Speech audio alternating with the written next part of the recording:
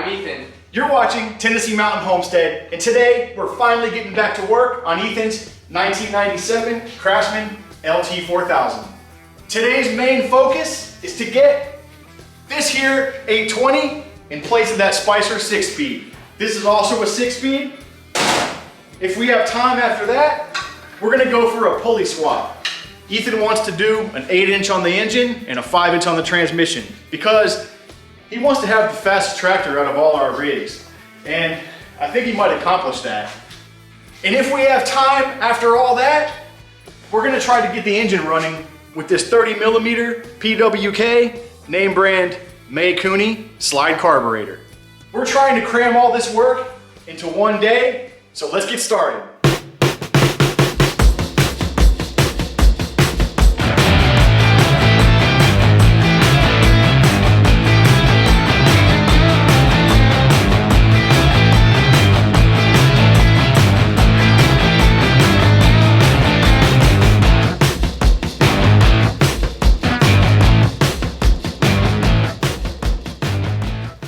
First order of business is getting this old Spicer 6-speed out of here. Now, we were going to lock this thing up and play with it and let him ride it around with this, but we're gonna skip all that and go straight to the 820. Let's go, Ethan.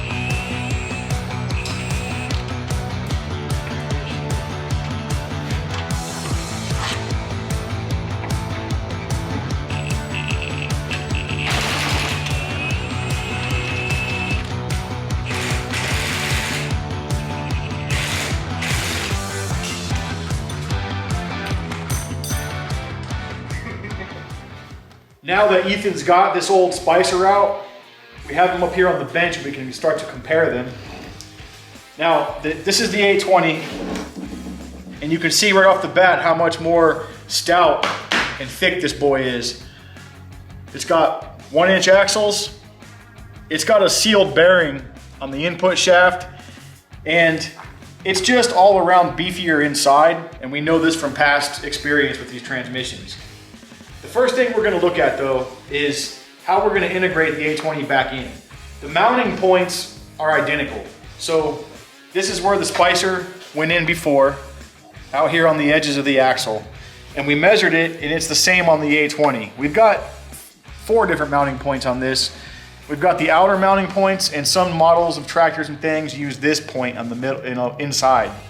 So the outside one though is the one that matches the same dimensions as the Spicer. We're gonna be able to bolt this thing right back in there using those. Now we need to support it from the front. So Ethan stripped out all the supports that were in there. One of them was busted anyway. It had a 90 bent in it and it was cracked off right there. It's this one, still there kinda. But we need to remanufacture some new supports. If the old one would work, great. If not, we'll make some new ones. Pretty simple, straightforward thing. The next thing, he's gonna be ripping this thing around upwards of 20-something miles an hour probably in the next few days, week or so. He's gonna need some sort of a brake. Now on the Spicer, it's got this brake system right here. Very similar to the Peerless, but on that tractor, when he pushes the clutch and the brake pedal, it's a combination of the same thing. That, unlike the Peerless ones we're used to, it pushes on this. It pushes it back and makes the brake actuate. Now this does not just bolt right up to the Peerless 820, but I noticed on the Peerless 820, when you push back, it also engages the brake as well as when you pull it forward. So it's the same camming action here on the bottom. It can go either way.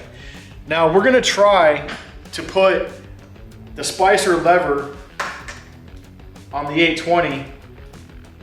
If we can, we're gonna see. So I think we're gonna be successful in having a working brake. And then in the future, he'll have some other kind of brake. Who knows, right? A pit bike brake or something like that. But for now, he needs brakes if he's gonna be hauling around the yard. So that's the next thing we're gonna do, is get that bolted in and see what lines up and what we gotta fabricate.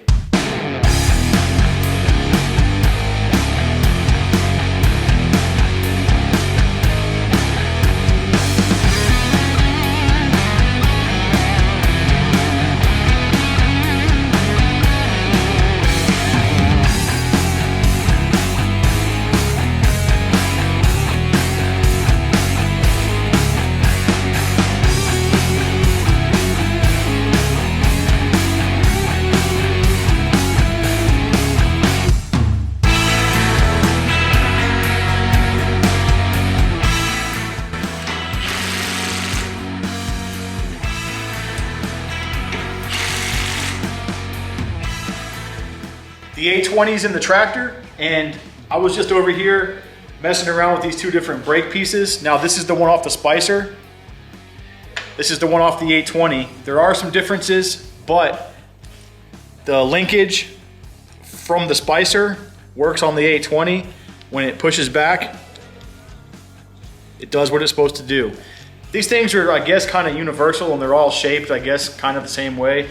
They have the same bolt spacing and everything, only for some reason on the Spicer they used 5/16 hardware, and on the 820 it's 3/8 or 1/4 inch, excuse me. But like I said, there's some differences. On the Spicer there was this spring that rode right here and it clipped on to the bolt because it was longer. I can't do that on this one, so we're gonna have to just do something different and put a spring up here to the chassis or something. But anyway, this is going to work for what we need it for right now. All right, guys, so far, it's wild. It's uncanny how everything just works. This 820, so this is the transmission selector off the Spicer, and it literally lines up perfect and switches through all the gears just like it would. Right now it's in neutral, that's reverse, and it goes 1 through 6 all the way over, back to neutral. So the transmission selector's in, the brake rod is in. Now I think there was, I don't know, but there's probably some other piece that held the spring back to the lever, and there was probably some kind of a plastic bushing there or something, I don't know. I can't believe it just hangs like this. Something has to hold it center in there, and the spring just can't do that. It needs to be back here. But we'll makeshift something on that. We're not too worried about that right now. The next thing is we're gonna put these supports in, which like 2 minutes ago, Ethan had the supports and they literally just bolt right up too. It's like, it's a direct 1-for-1 swap. So we're not even having to do any extra work. We're just putting 820 in this. So yeah, we're gonna do that. The next thing we need to do is figure out the pulley, the height, and then we gotta cut and get his pulley and his center hub cut down to the right length to make the pulley the same height off the, you know, inside here to line up with the engine pulley. But that's coming next. Let's get to it. The next step is taking the transmission back out because we need to get the pulley fit so we can start working on the belt system. And while he's taking that out, I'm gonna go ahead and take off the crankshaft pulley and see about putting the 8-inch one up in here to try to get an idea of what we need to do with the clutch system.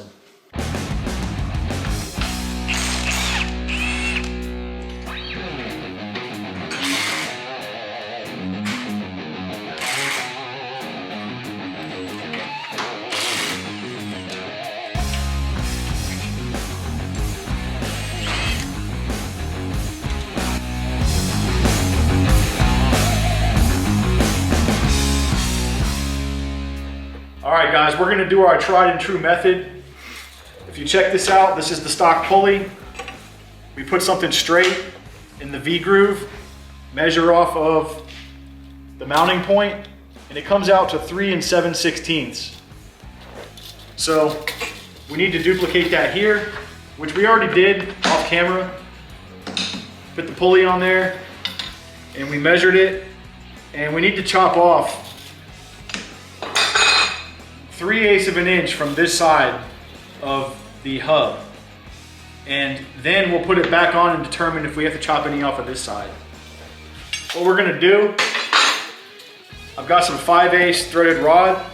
The internal diameter of this is 5/8, so it'll slip right over. We'll put a nut and a washer on both sides. The only thing I have to turn 5/8 is the drill press. So we'll chuck it up in the drill press, and then while it's spinning in the drill press, we'll hold the bandsaw up to it and we'll chop off the 3/8 of an inch that we need.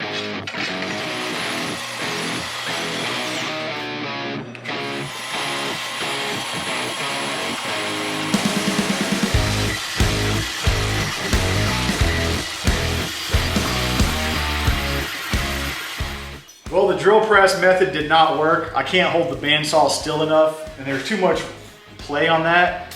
But we went back to the old power drill lathe, and that worked out. We have to put tape around a 1/2 inch rod in order to take up the center, so it's actually thick enough to hold this kind of center, but it works.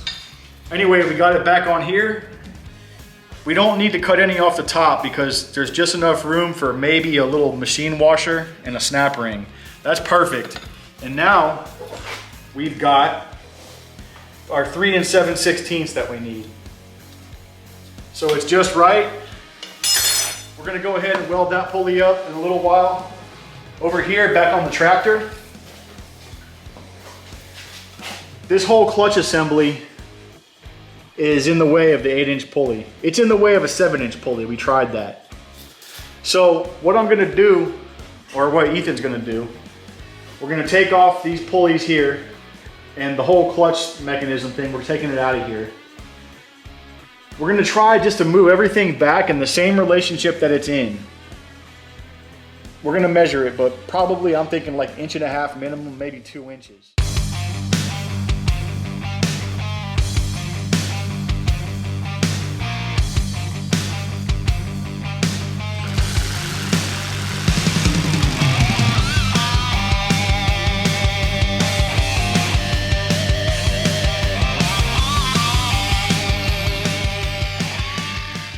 Well, after an hour or so of collaboration, of fiddling with this, we kind of decided we're gonna try to use all the same components, and we took this idler, the clutch tensioner idler, out from up here, and now the 8-inch pulley is here. So this is the 8-inch.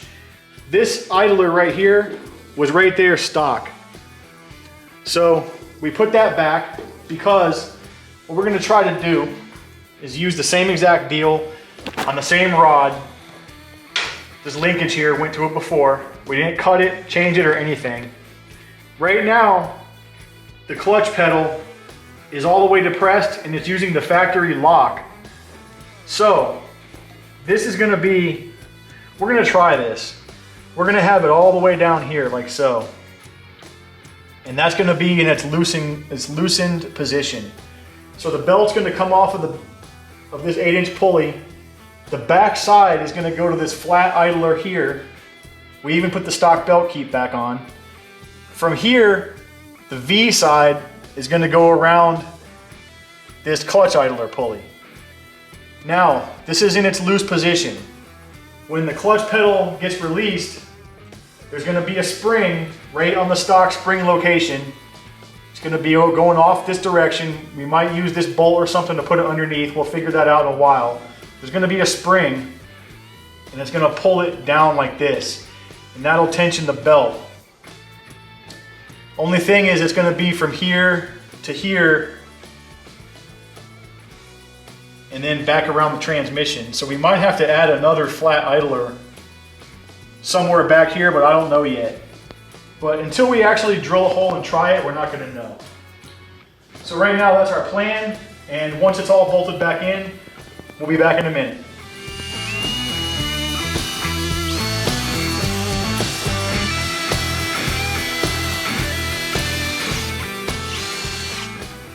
We got the clutch idler pulley, the whole arm bolted to the frame right here.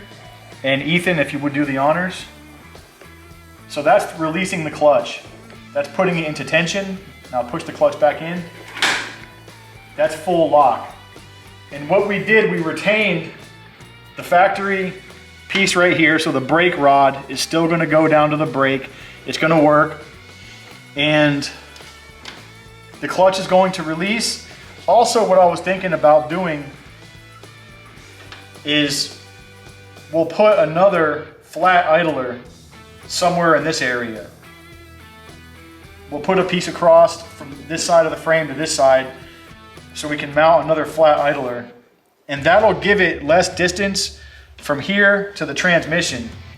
But before we do any of that, because this is still not guaranteed to work, before we do any of that, I need to weld for him. I need to weld these pulleys together. So I got to weld the hub on this one, and we need to weld up the transmission hub to that pulley. And we need to get the transmission back in here to see what size belt we're going to need. And before it gets too late, we're going to have to still take a ride and go get that.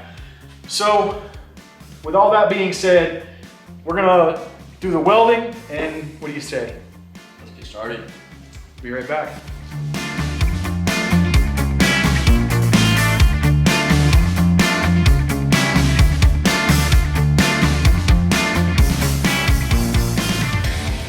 All right, so we're playing with this, trying to figure it out, and Ethan came up with a good idea because I think this rod right here needs to be shorter. I was thinking about cutting it and welding it back together with some sort of a sleeve over it. But Ethan said, why don't we just heat it up or whatever and put more bend in it here so it comes out as a 90. It'll shorten it up and it'll stop. See, when it goes all the way up and when it moves, it wants to get up all into this other rod that's for the factory stop. Because the reason we want to shorten this is because I feel like there's not enough. This pulley needs to start further over. Because we're trying to figure out our idler and everything else we're going to be doing with this. So if this was shorter, it would inadvertently pull this lever up a little bit, and this would start further over here because we're trying to keep the belt out of the shifting rod, shift linkage. And right now it's in reverse. That's as far over as it goes. And as it sits, it's fine, but I feel like we need something here. So we're gonna take this rod out. We're gonna go put more of a bend in it and see where that leaves us. All right, so we're still working on this. I ended up putting a little bit more bend in this linkage here to take up more space. And now Ethan is working on the spring. We need to get this thing under tension so we can see how the belt's gonna be when it's tight. What he's doing is stretching it up in a straight line, and I'm gonna mark it when he gets it into position.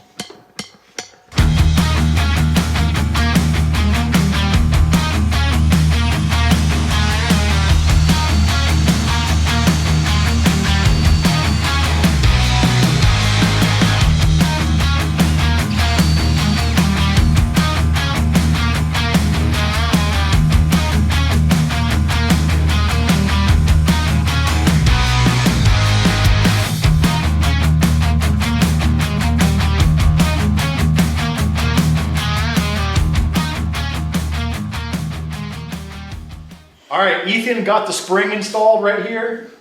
So now we have tension on our system. As you can see though, there's a problem. We've got the clutch idler maxed out all the way up against the side of the frame, almost.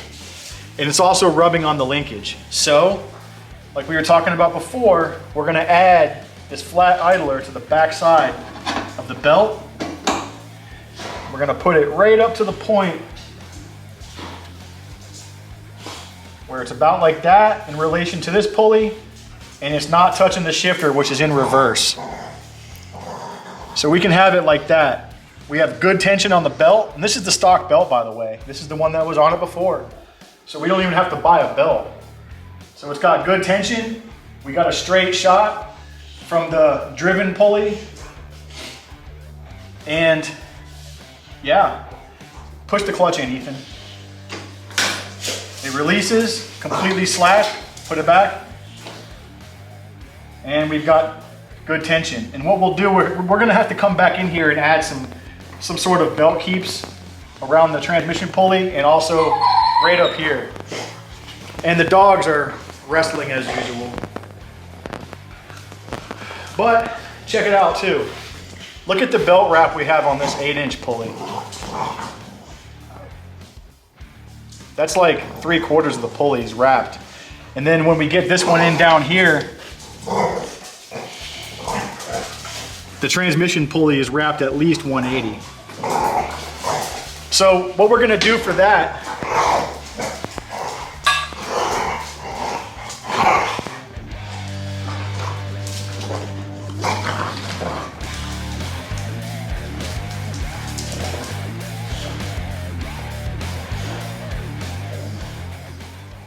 all right, what we're gonna do for that to support this idler is put this piece across. This is gonna do two things. It's gonna support our idler, and we're gonna weld it around both sides of this and both sides of this side. And that's gonna give it torsional rigidity also. It's gonna be a double effect.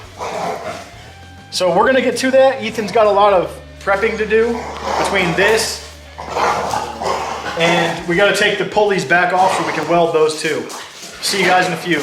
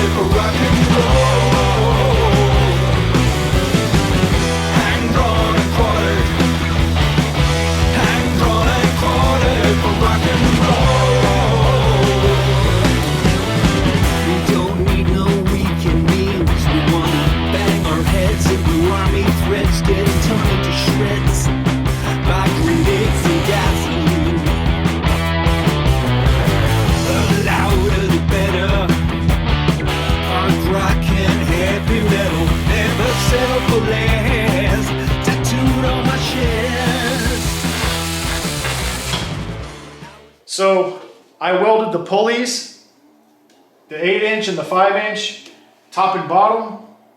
Ethan cut out this piece of cross member here that we talked about earlier. And Ethan also cleaned out the edges of it. He beveled it, and he cleaned off all the paint from the inside of the frame. Now, Ethan's on the camera right now because Stefan had to go do something. But Ethan also located this in here, and right now it's sitting exactly where it needs to be. I'm not gonna go full kill mode on the welder yet. I'm just gonna tack it in place, top and bottom, and then we're gonna find out where that idler pulley needs to go. We're gonna get that in place, and then we're gonna make sure everything works before we just go kill this thing and weld it in solid.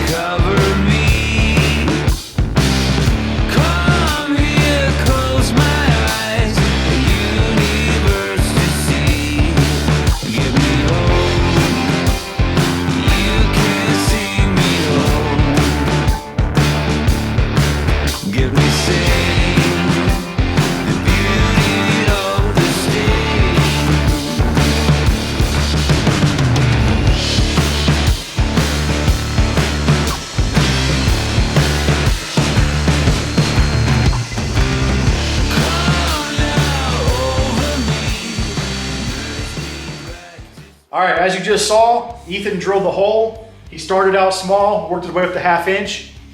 It's right where we should need it. So now what he's got here is an idler pulley, a flat side. We've got a 1/2 inch grade 8 bolt through it with a lock washer and a nut. We're gonna put this washer on it because that's about 1/8 of an inch thick. And we measured this to be the right depth so that when this gets bolted with these parts, it's now going to be at the right center. So the center of this pulley should be right on the back side of the belt. There you go.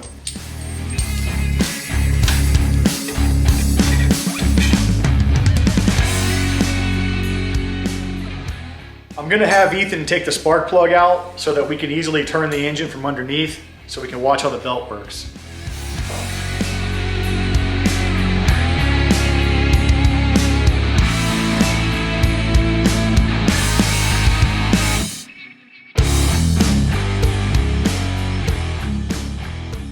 Hey y'all, it's been a few hours since the last time we talked, but Stefan and Mama had to go to town to get a bottle of MAP gas to make the last thing we're gonna make tonight.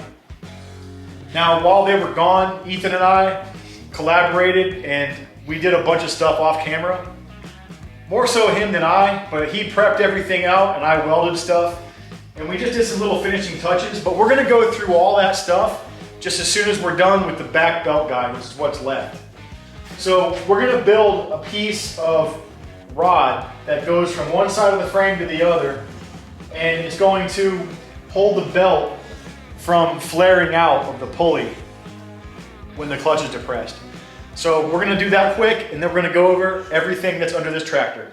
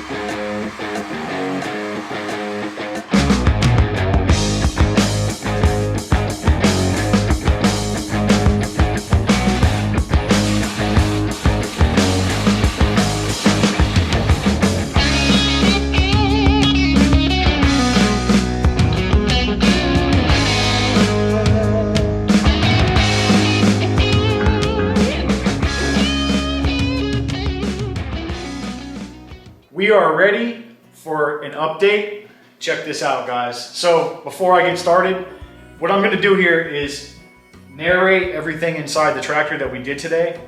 Ethan is back behind the camera for reasons. Don't worry about that. Stefan is holding the light.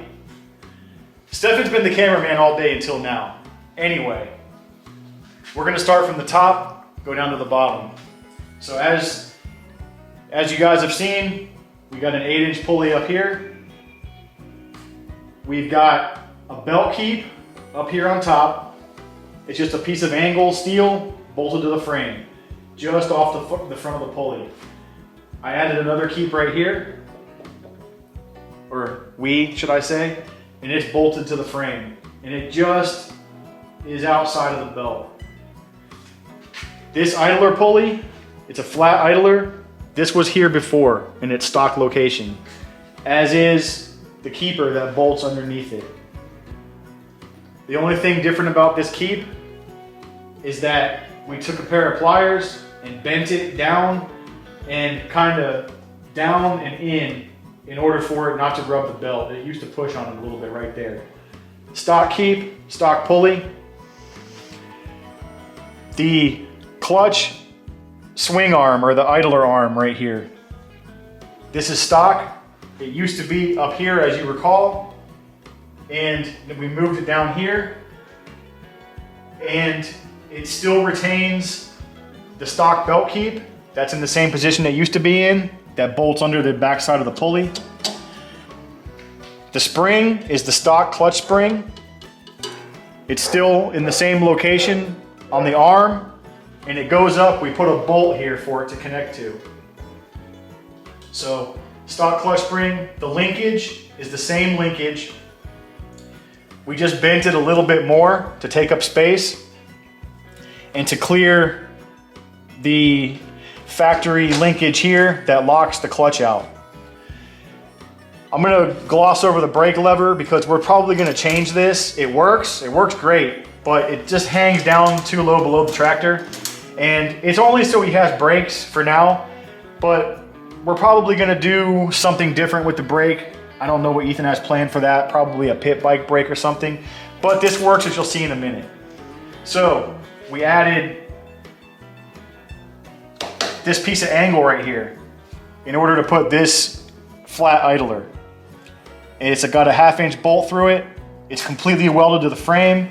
This is probably 3/16 thick, this piece of angle. And it's also going to stiffen the frame from torsional stresses.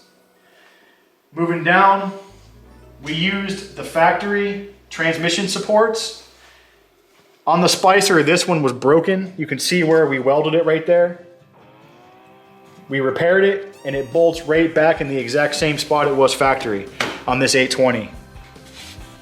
And the last thing you guys just saw us doing was we made this belt keep here out of 3/8 rod.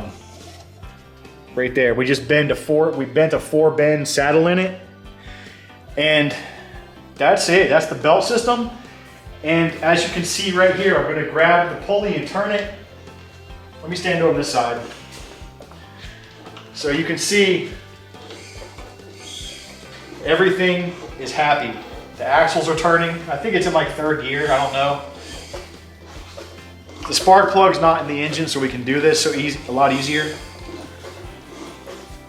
But there, and then we'll show you the disengagement. So there is a lot of take up and slop in this. We're gonna clean this up later. I've got an idea how to eliminate that slop, but here we go. So the clutch starts to be depressed. We've already got total disengagement.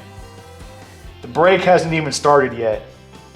Now there it goes. It just touched the spring, but we have complete disengagement. The engine's not turning the belt, and then we can go a little further.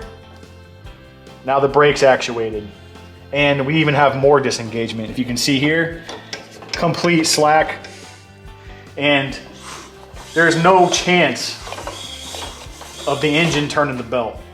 And as a matter of fact, all right, anyway, the camera obviously dies after 5 minutes of recording straight, so that's 5 minutes that I went on and on about this. I'm just trying to show you guys what we've done. But where I got cut off at, I was saying, this is the stock belt. It's the one that was on here earlier today when we started, and it's still there, and it's working great. So with that, the next thing we got to do to get this thing running and driving is get the carburetor on it. That's going to take a little bit of work tomorrow morning. We're going to have to build a couple flanges and get the carburetor bolted up, a cable to it, because it is a slide carburetor. And we need to get these are wheel horse hubs. We need to get these fitted on here and spaced out the right way.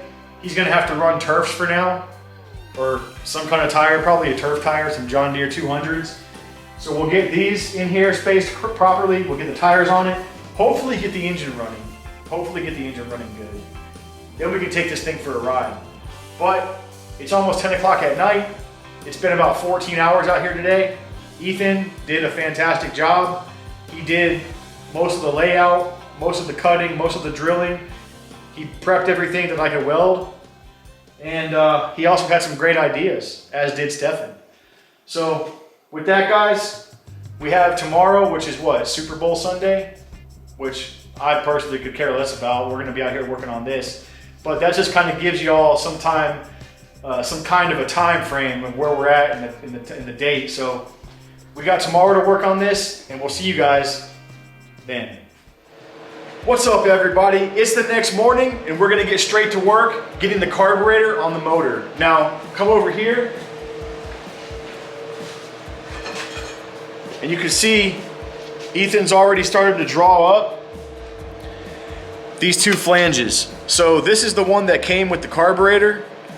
This is the carburetor intake manifold from the motor. These don't line up, so what we're doing is making a flange out of steel. This flange, we're gonna cut it out of this piece of plate, and we're gonna connect it with a piece of tubing so that the carburetor will mate to the motor. Now once we get that done, we gotta figure out a cable, and hopefully this thing starts up and runs pretty good. You ready? Let's get started. Let's get to it.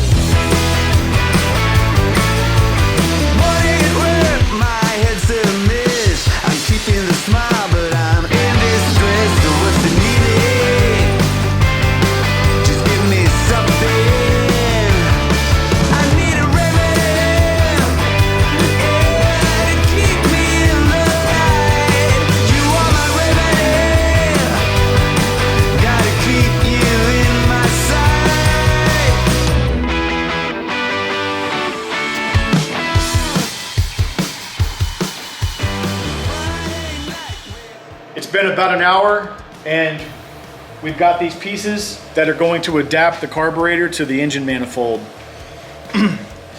Now this is a piece of electrical conduit. It's got a little bit of a bend in it.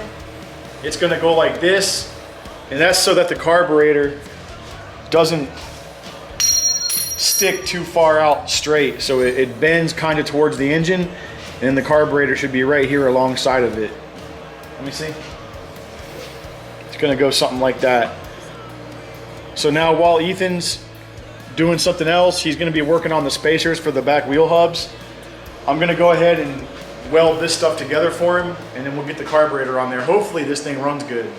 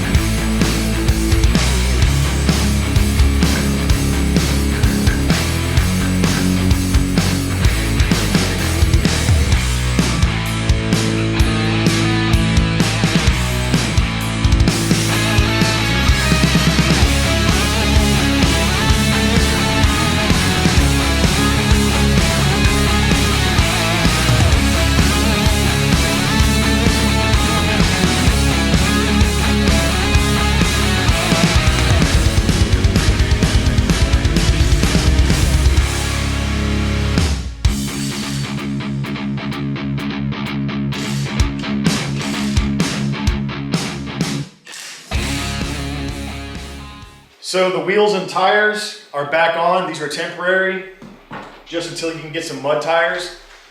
But the carburetor's on, the belt system's done, everything's tightened up and ready to go. The last thing, a piece of the puzzle, is to see if this thing's gonna start. So what we've got here is the typical bike brake lever from a BMX bike, and we got some bike brake cable. Now I had all this stuff from years ago when I used to work on BMX bikes all the time. So this is a new old stock Odyssey brake cable, and this is from some random BMX bike. Stefan just went through this with the same carburetor on his wheel horse. So he's gonna help Ethan make an end and solder on the end of this. And we're gonna just get the cable in there so we can pull on it when we try to start it up. And then once we know it runs good and starts and it seems like it operates correctly, Then we'll give it a gas pedal and hopefully take this thing for a ride today.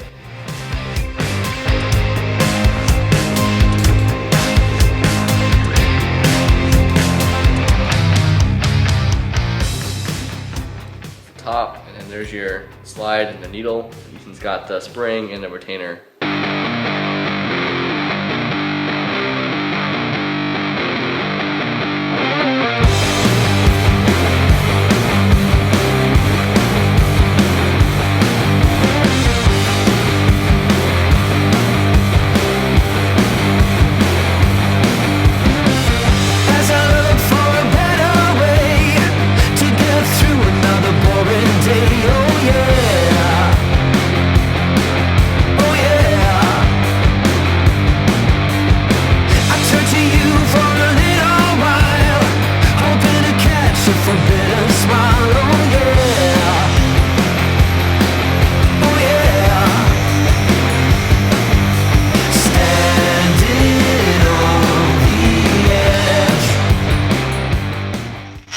How did I not know that it made of metal?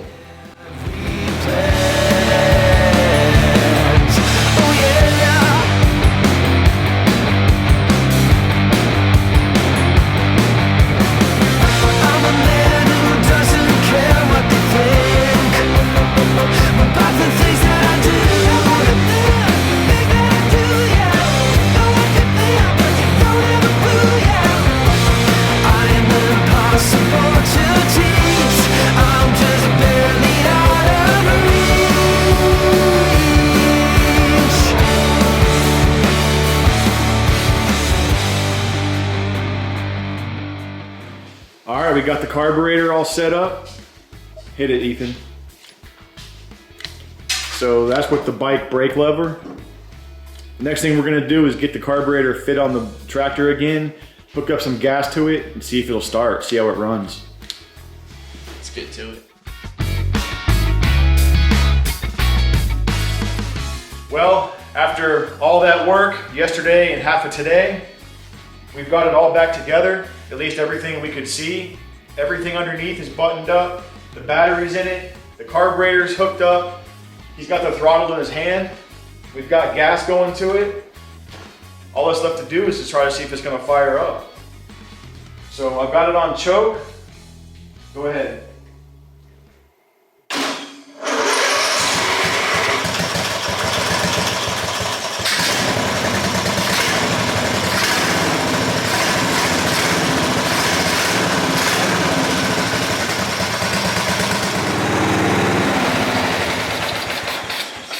All right, guys, that was a legit cold start. We did not know it was gonna run. We hadn't even tried it before that. And Ethan put his finger in front of the record light and I didn't know it was still recording. I thought he cut it off, but Stefan, I mean. So yeah, the next thing we're gonna do is drop this thing down, put the seat back on it, see if the hood fits, take this thing outside and see what it's got. Almost forgot we had to do the gas pedal real quick, so here it is. That's the bike brake handle. Quick and easy. So the next thing we're gonna do before we take it down and go outside is we have it jacked up. We're gonna start it up and put it in gear and operate the clutch and just observe the belt. So come on and check it out. Turn the gas on, Ethan. Is it on? Yep.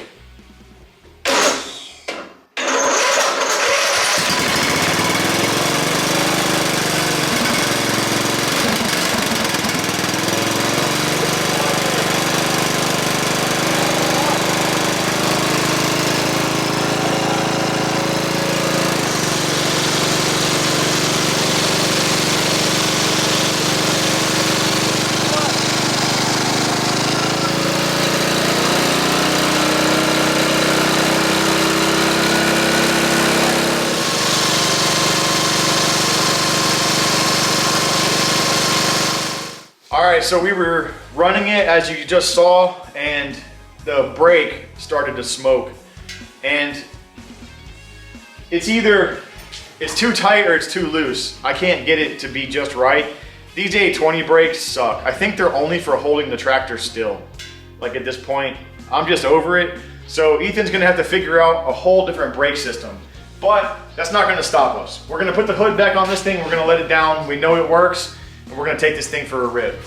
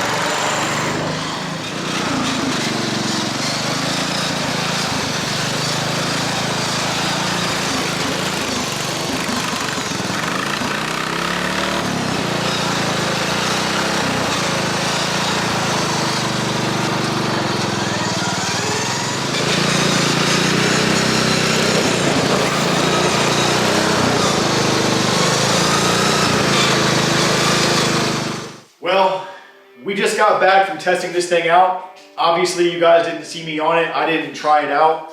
We did have some technical difficulties with the battery being dead and getting this thing started up after it conked out a couple times. But both Ethan and Stefan drove it. But I'm gonna go ahead and hand it off to Ethan, and he's gonna explain what he likes and what he doesn't like. So, first impressions, this thing is everything we did to it worked out really well. The clutch works beautifully, it's very smooth when you let it out. The engine has plenty of power, at least for having the open differential. The 820 swap, it was beautiful, but when we're taking down the road, it's really scooting along, and the steering is just really squirrely. You turn it just a little bit, and all this slop just all adds up together, and it swerves. So the next thing, it needs a more functional brake, and it needs steering upgrades just all over the place.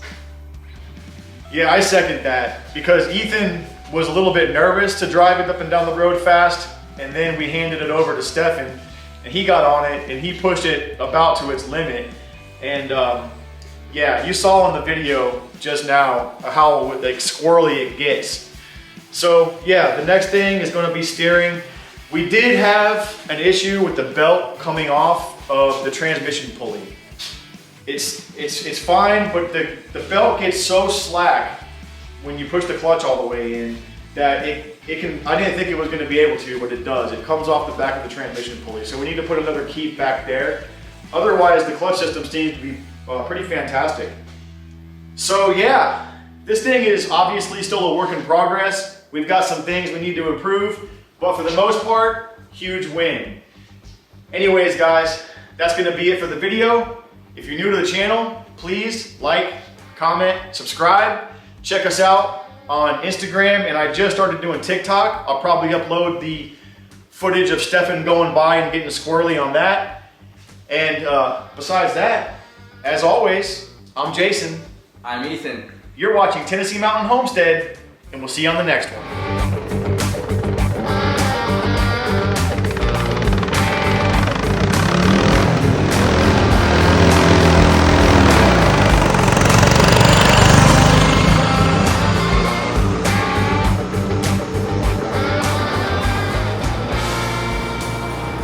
He needs to slow down.